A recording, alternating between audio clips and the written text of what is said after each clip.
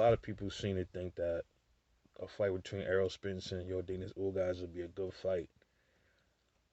I've been watching a lot of Yordenis Ugas fights, a lot of Errol Spence fights, and I come to the conclusion that Yordenis Ugas ain't got nothing for Errol, bro. I mean, the dude has one gear. He's too slow. He doesn't have enough power. He doesn't have the footwork to get away from Errol Spence. He doesn't have the punch volume. If if he even had the slightest of a chance of beating Errol Spence, he would have to work on his punch volume. He got to work on his footwork. He got to work on his power.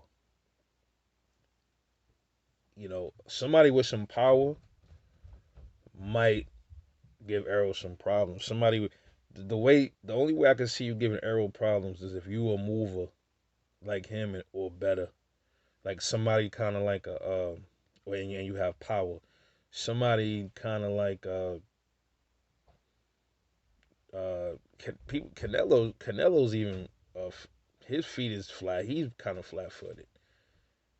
So a fight with Canelo and Errol will probably end up being a slugfest, and that will be kind of dangerous for Errol because that's tailor made for Canelo. But then at the same time, Errol showed a different dimension that he can move around a lot. He can move and box. That might frustrate Canelo. A lot of people don't see that. I see that. I see that possibly happening. I see.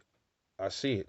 I can see Errol more than likely probably outboxing Canelo to the win. Maybe that's possible. Errol could get knocked out by Canelo as well, and vice versa. Especially if he working back with Blu-ray, he probably could stop Canelo to the body, bro. I'm telling you.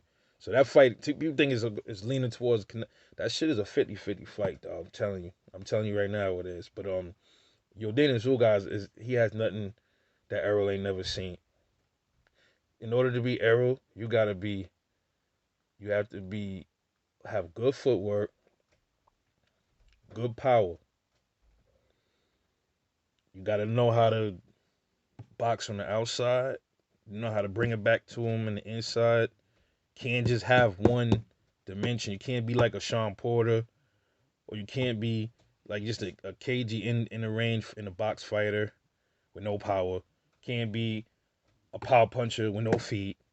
You can't be a pillow fisted person with good footwork.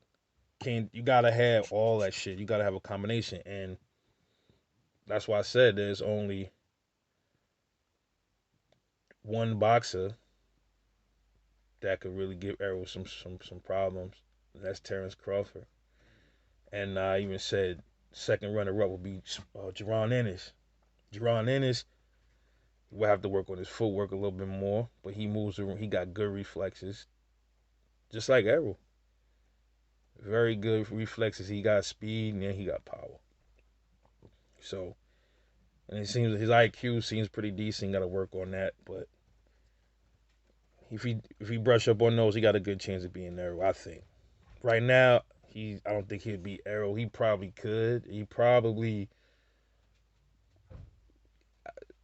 has to work on some things. He's a little too anxious most of the time.